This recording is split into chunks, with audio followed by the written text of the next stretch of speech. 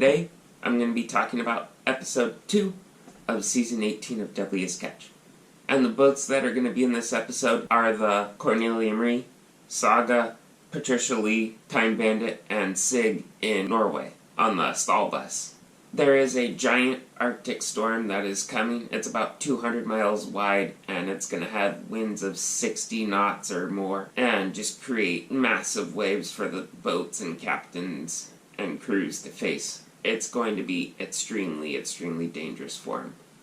It starts out with the captains talking about the large storm and all of that. This storm is going to be crazy. This episode starts out with the Time Bandit, and the Time Bandit is out where there's golden king crab. The first pots that they haul in have 0 crab in them. So Jonathan is not all that happy about it, and they're starting to feel the effects of the Arctic storm that is coming in.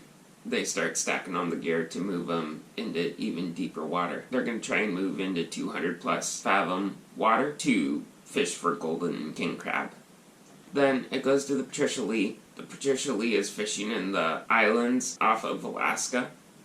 They're also fishing for golden king crab, and they have about $1.2 to $1.4 million worth of quota to catch in golden king crab, which is the biggest quota in the fleet for golden king crab.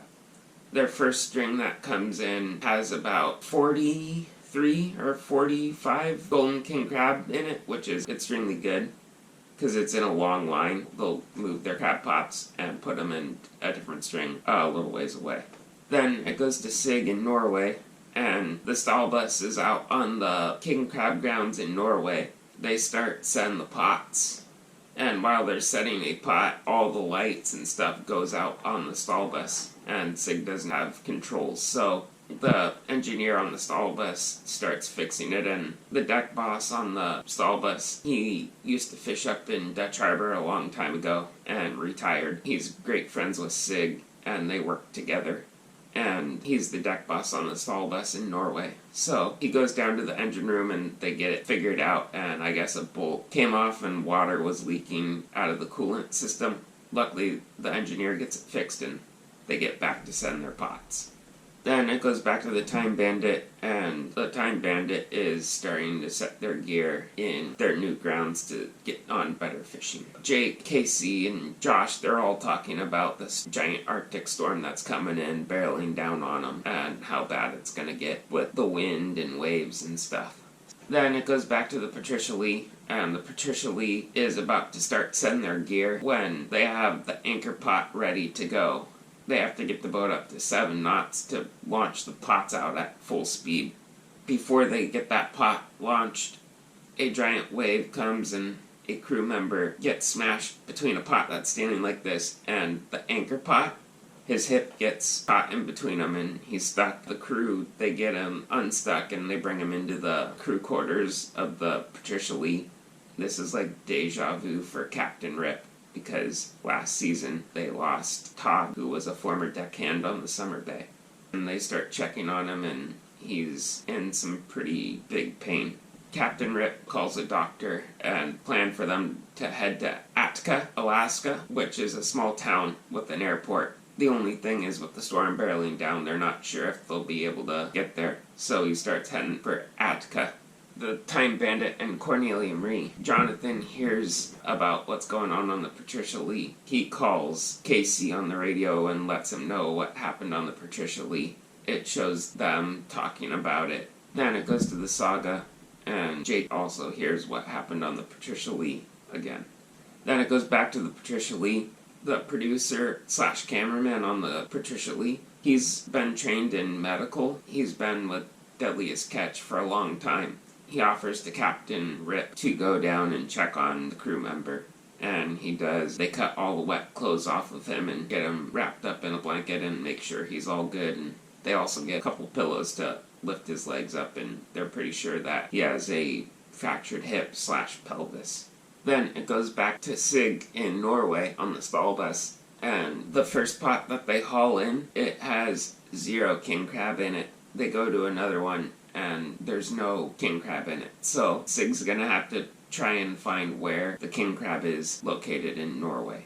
Then it goes back to the Time Bandit, and the Time Bandit is hauling in their gear. The first pot comes up with about 23 golden king crab. Jonathan is happy about that, and 20 plus crab average right now. Crew's happy and they're starting to battle the Arctic storm. Then it goes back to the Saga. Captain Jake is like, I'm sending this gear and then I'm gonna pull the guys off the deck because it's getting too dangerous for him to be out there.